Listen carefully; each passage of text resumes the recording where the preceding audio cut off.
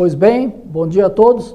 É com grande satisfação que damos início a mais um painel tributário preparado pela equipe técnica da CCA Bernardão. Eu me chamo Reginaldo da Silva dos Santos, vou tratar da legislação federal.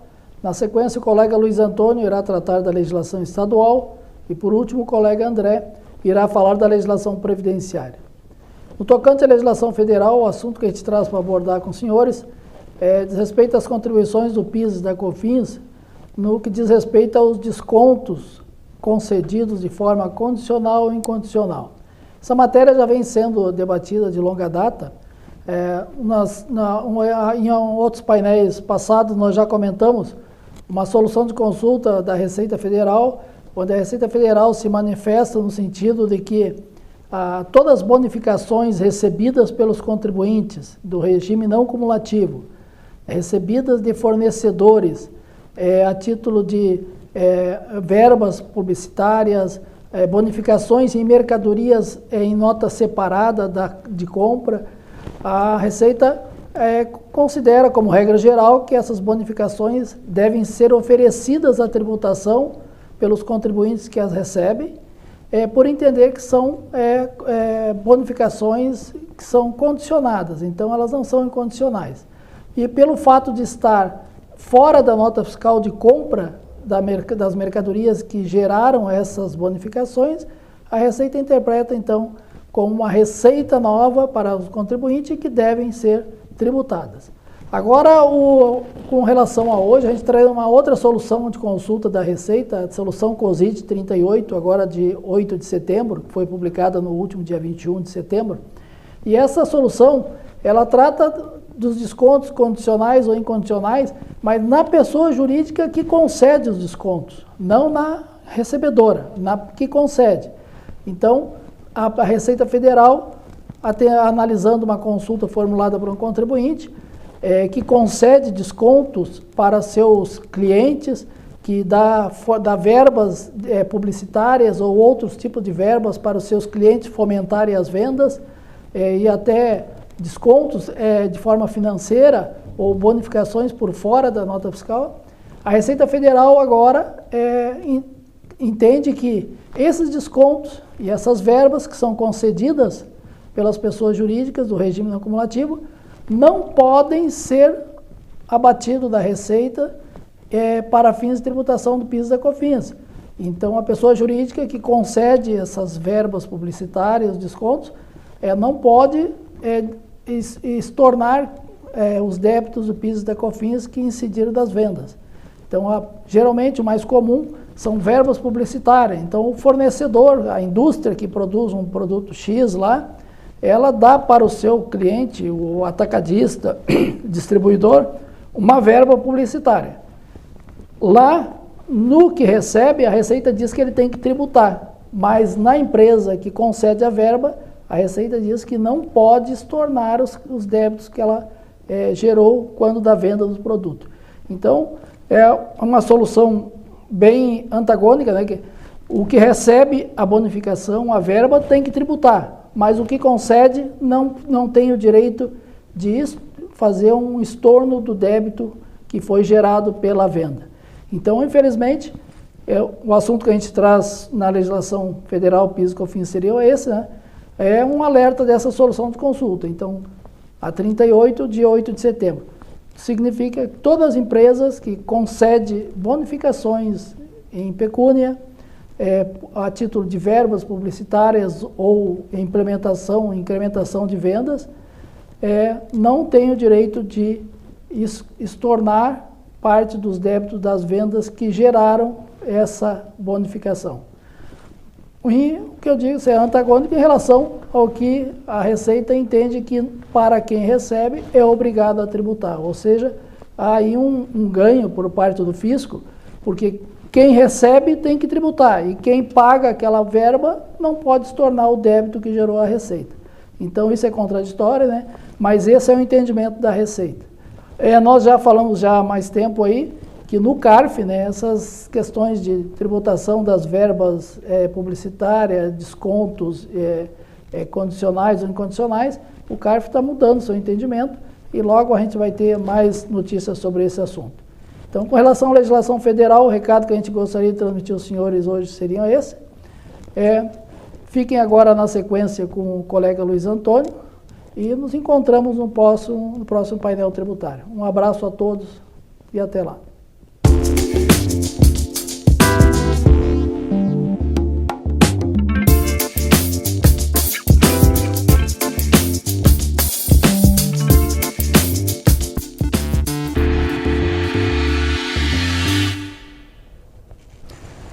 Bom dia a todos.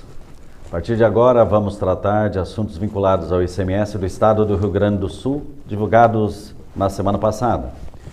Vamos começar por uma alteração que diz respeito ao DANF simplificado etiqueta da nota fiscal eletrônica.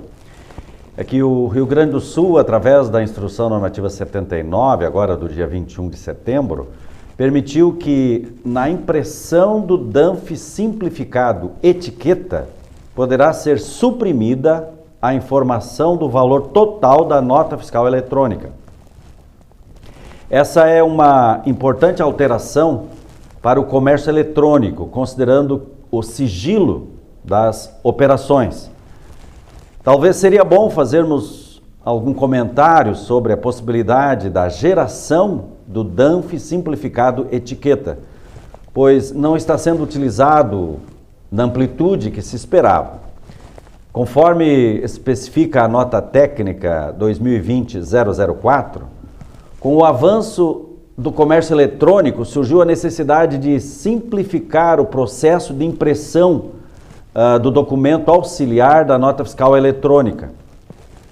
A impressão deste DANF simplificado através de uma etiqueta, é possível de ser utilizado nas operações de venda a varejo para consumidor final, em comércio eletrônico, venda por telemarketing ou processos semelhantes. Isto de acordo com o ajuste INF 7 de 2005, que é o que implementou a nota fiscal eletrônica. Está lá no parágrafo 5º-A, da cláusula 9ª, então a previsão deste DANF.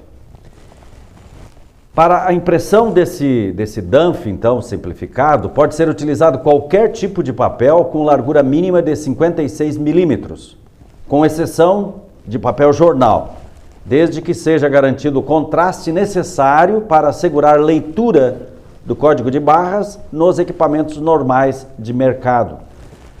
A chave de acesso e seu respectivo código de barras poderá ser impresso em qualquer sentido deste DANF simplificado, né, etiqueta, no qualquer sentido da etiqueta, né, no canto superior, então, direito do papel, com a observância das demais disposições lá do manual de orientação para a geração da nota fiscal eletrônica. Assim, no DANF simplificado etiqueta, deverão estar visíveis e ser impresso, no mínimo, além da chave de acesso, seu código de barras e do correspondente protocolo de autorização de uso da nota fiscal eletrônica, né? O conteúdo dos campos, a descrição, chamado DANF simplificado etiqueta, dados do emitente, nome, razão social, sigla da unidade federada, CNPJ, inscrição estadual, dados gerais da nota fiscal eletrônica, tipo de operação, se entrada ou saída, série e número da nota fiscal eletrônica, data de emissão, dados do destinatário ou remetente, conforme o caso, nome, razão social, sigla da unidade federada, CNPJ ou CPF, no caso do destinatário, inscrição estadual, quando existir. E o que agora ficou suprimido, no caso, os dados dos totais da nota fiscal eletrônica, como o valor total da nota fiscal. E é exatamente o que ficou, então, a critério da unidade da federação respectiva, suprimir ou não esta informação. E foi isso que o Estado do Rio Grande do Sul fez através da Instrução Normativa 79, ou seja, permitiu que na impressão do DANF simplificado etiqueta, poderá ser suprimida, então, a informação do valor total da nota fiscal eletrônica.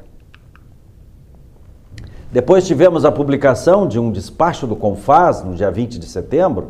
Ele altera protocolos celebrados entre os estados e o Distrito Federal, mas destaco os que envolvem o estado do Rio Grande do Sul, pois tratam da revogação do ICMS sobre submissão tributária de produtos alimentícios, materiais de limpeza, água mineral e lâmpadas elétricas, diodos e aparelhos de iluminação, que entra em vigor, no caso, esta revogação da submissão tributária a partir de 1º de outubro de 2022.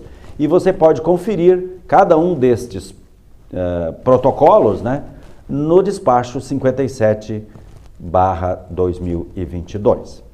Importante, então, salientar mais uma vez, como temos feito nos painéis anteriores, é a importância de darmos atenção agora, no final desse mês de setembro, Inclusive, sendo possível, evitar operações de compra ou de venda, enfim, no próprio dia 30 de setembro, para não dar uma dualidade, A mercadoria sai do seu estabelecimento sujeita à submissão tributária e ao entrar no estabelecimento do seu cliente, por exemplo, já não tem mais submissão tributária. No entanto, essa mercadoria não entrou no estoque no dia 30 de setembro, então como fazer? Então, para evitar transtornos dessa natureza, importante que o departamento comercial da empresa, seja na compra ou na venda, se organize de maneira que sejam evitados transtornos como este.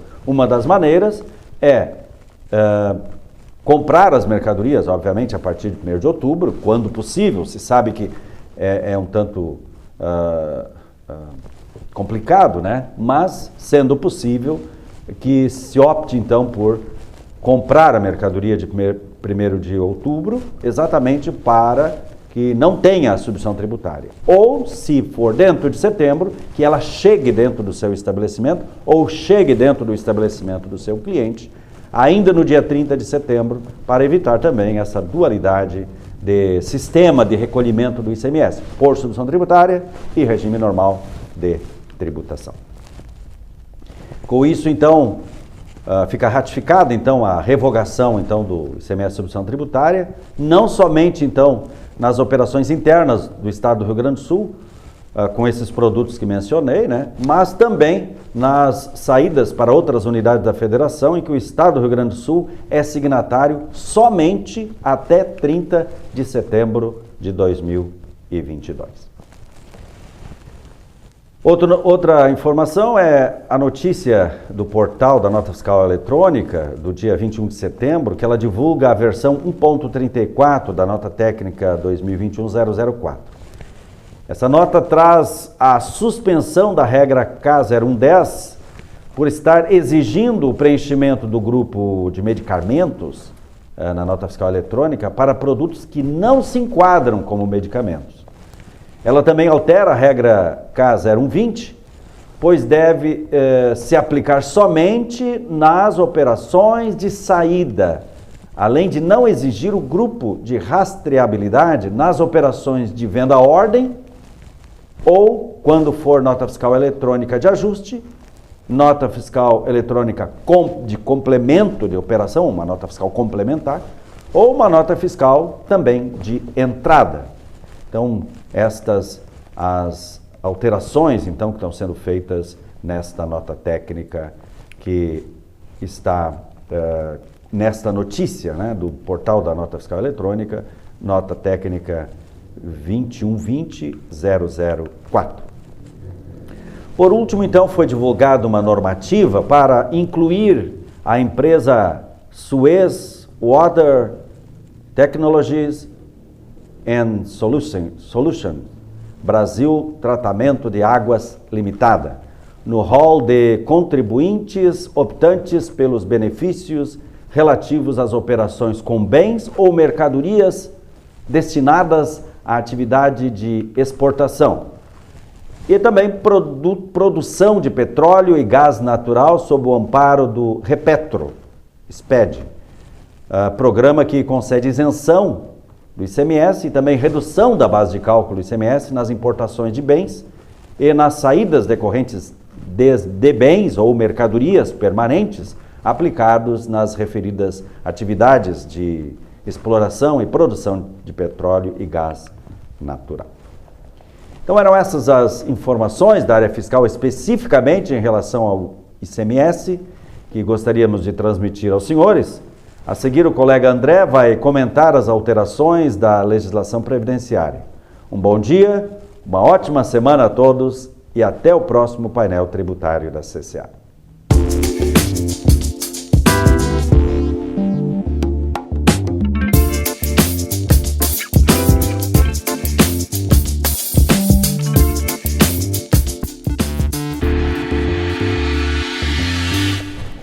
Bom dia a todos. No final do mês de agosto, comentamos aqui no painel tributário da CCA Bernardon a mudança trazida pela Lei 14.438 em relação ao prazo de recolhimento do Fundo de Garantia, que passará a ser recolhido no dia 20 do mês subsequente ao de sua competência. Todavia, diante do fato de que alguns clientes consultaram sobre quando as empresas passariam a recolher dentro deste novo prazo, gostaria de lembrá-los que o vencimento passará a ser o dia 20 somente para os fatos geradores ocorridos a partir do início da arrecadação pelo sistema FGTS digital, em data ainda a ser definida pelo Ministério do Trabalho e da Previdência. Dessa forma, o prazo para recolhimento permanece sendo o 7º dia do mês seguinte ao da competência. Portanto, aconselhamos ficarem atentos à publicação de ato por parte do Ministério do Trabalho e da Previdência, que determine o início da arrecadação do Fundo de Garantia pelo sistema FGTS digital. Somente a partir dessa data é que a alteração promovida no prazo de recolhimento do Fundo de Garantia mensal terá validade.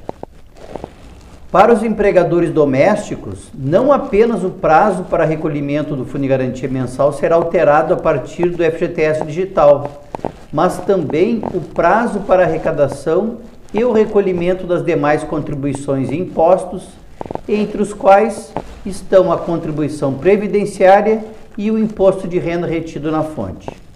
A alteração desses prazos decorre da obrigatoriedade de um empregador doméstico recolher as contribuições e impostos por meio de documento único de arrecadação, que é o documento de arrecadação do E-Social, o DAI.